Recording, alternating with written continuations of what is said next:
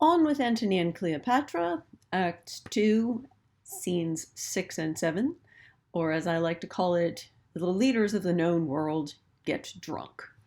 In Act 2, Scene 6, Pompey, Minos, and Menocrates, etc., come in at one door, and at the other door, it's Caesar and Lepidus and Antony and Anabarbus. And if you think of this, this is an interesting parallel with the beginning of the act, where we had Antony and Caesar coming on at different doors. Now they're coming in the same door to face a common threat, who is Pompey. As you'll see, Menocrates and Minos are becoming slowly less impressed with Pompey. And it's partly because they think of Pompey as being possibly too much of a gentleman, too easy to give everything away. Pompey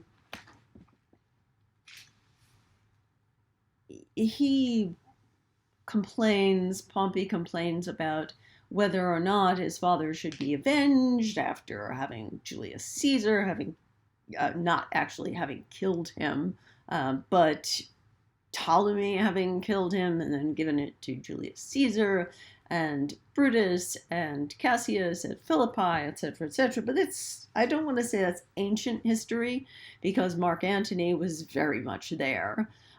But in some ways it is. That was some time ago.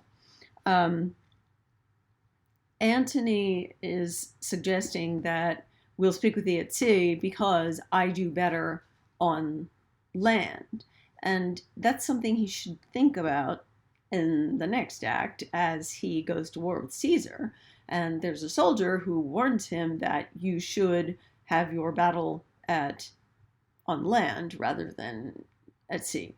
And he ignores this advice. He knows better. They agree on an offer, which is you can have Sicily and Sardinia, and I'll get rid of all the pirates, which Menocrates and Minos must just love, and then I'll withdraw all of my claims. That's the offer. Pompey accepts it, and then they agree to throw a series of dinners. And Pompey offers to have the first dinner. This should open up some sort of opportunity for him, but as we'll see, it really doesn't, and it's his own fault. Pompey suggests in line 60 that he wants to make sure that Antony doesn't go first because the Egyptian cookery is going to be better than anything else. And there's also this recollection of when Cleopatra was first brought into Julius Caesar's presence.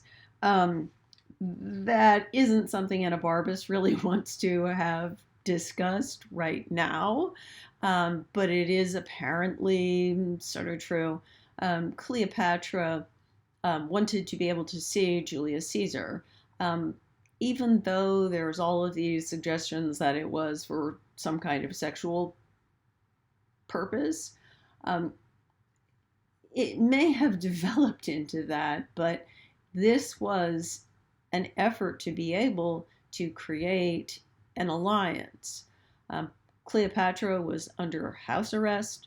She wanted to have a chance to talk to Julius Caesar to get onto her side rather than her brother's / estranged husband's side. And she wasn't going to be able to get to him any other way. And she had herself smuggled inside a carpet or inside a mattress, or there's various different versions of this story. And since that touches on Cleopatra's past, it's not really cool to bring it up. Everybody leaves, and Anabarbus and Minos are left behind. They're technically enemies because Minos is a good fighter at sea. We've met each other at sea. Yeah, you've done well by water. You've done by land. I will praise any man that will praise me, though it cannot be denied what I have done by land, nor what I have done by water. Yes, something you can deny for your own safety. You have been a great thief by sea, and you by land. This should make them enemies. But even though, as Enobarbus says in line 102, we've come to fight with you, and Minos says, I am sorry it has come to a drinking. Pompey doth this day laugh away his fortune. Oh well, that was dumb. And now Minos starts pushing on the whole, is he married to Cleopatra? Caesar's sister is called Octavia. True, sir. She was the wife of Caius Marcellus, but she is now the wife of Marcus Antonius. Pray you, sir?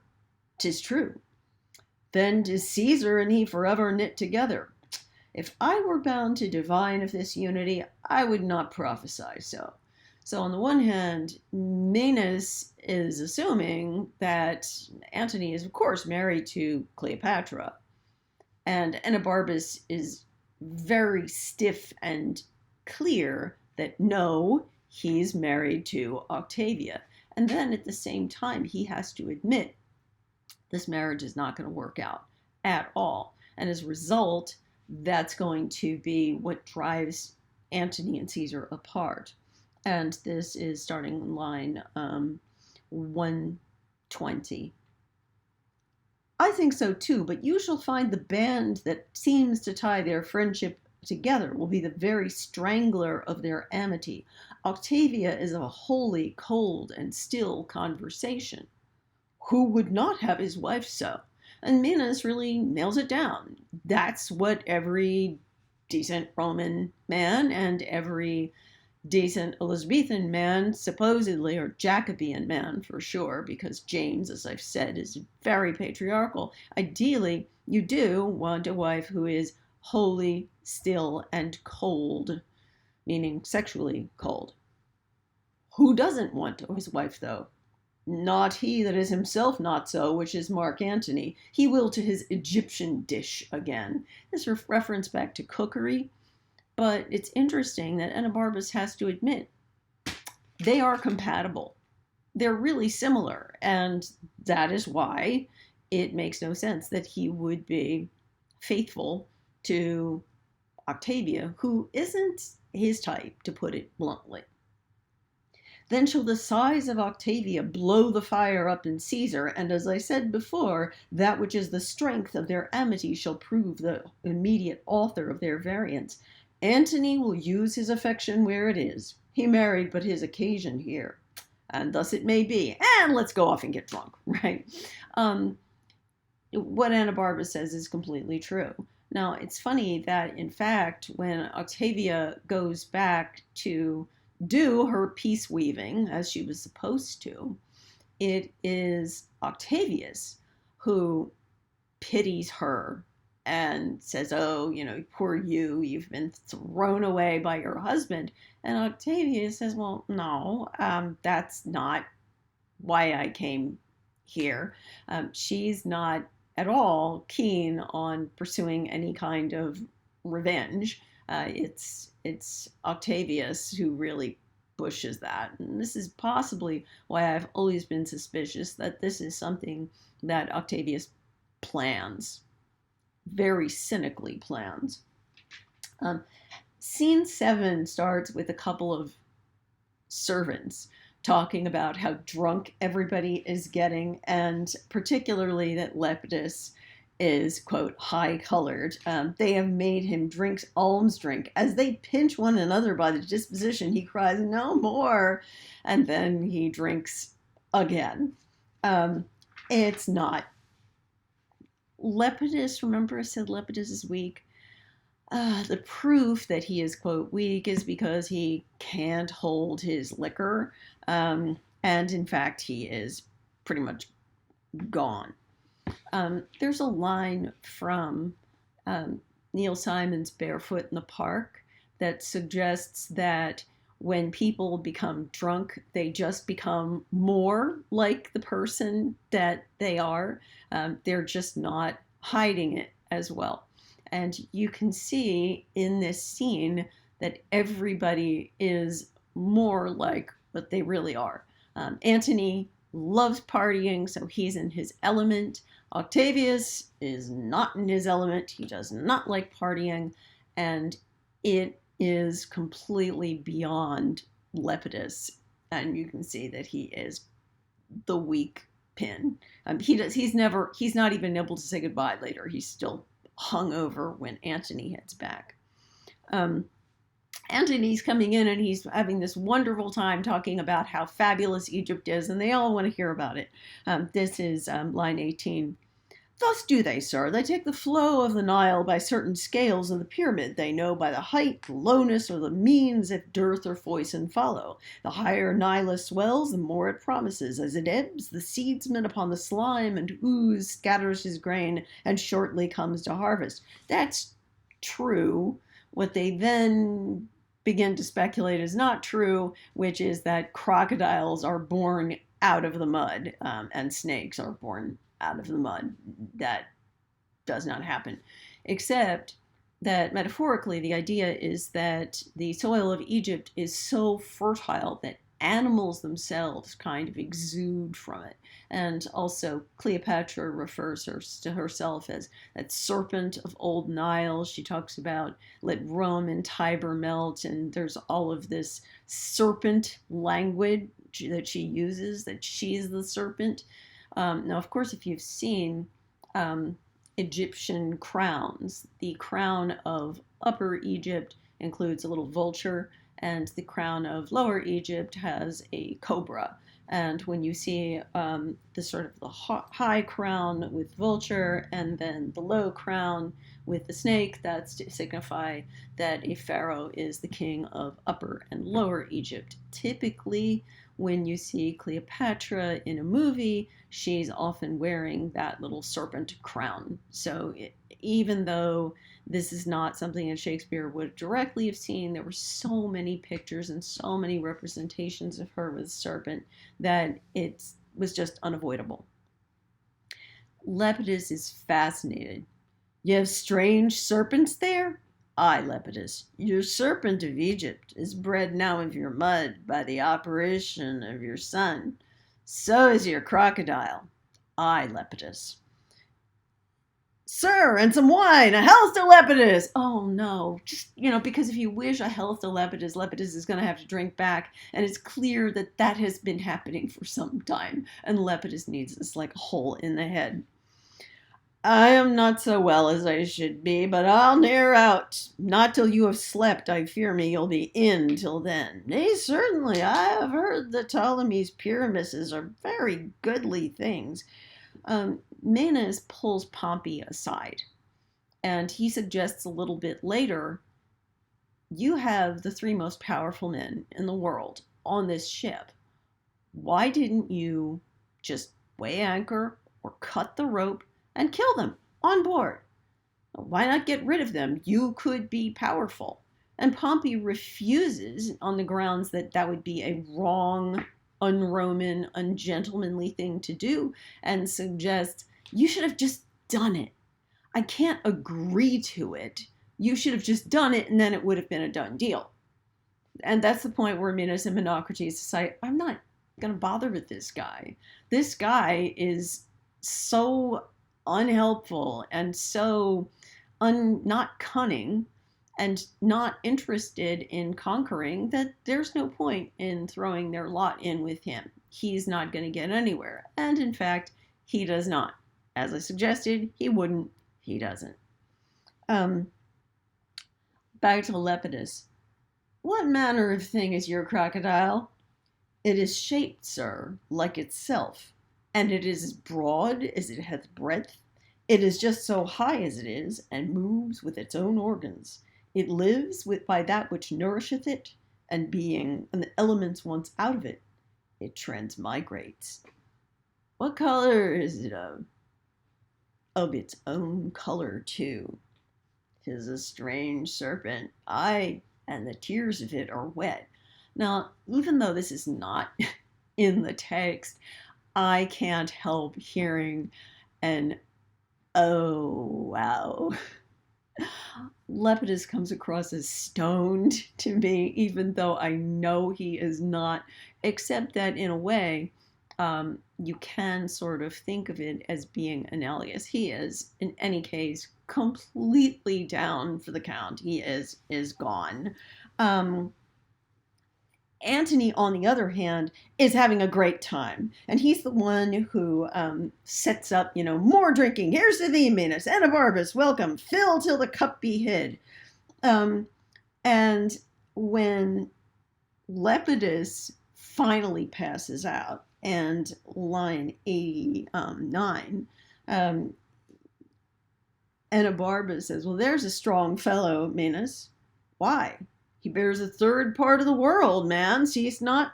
The third part then is drunk. Would it were all that it might go on wheels. Drink thou, increase the reels. So the third of the world is completely passed out. And that's why I do call this scene, the leaders of the known world get drunk. Antony keeps urging it on. Be a child of the time. Have a great time. Caesar keeps saying, I would rather not drink. It's not my thing. It's a monstrous labor when I wash my brain and it grows fouler.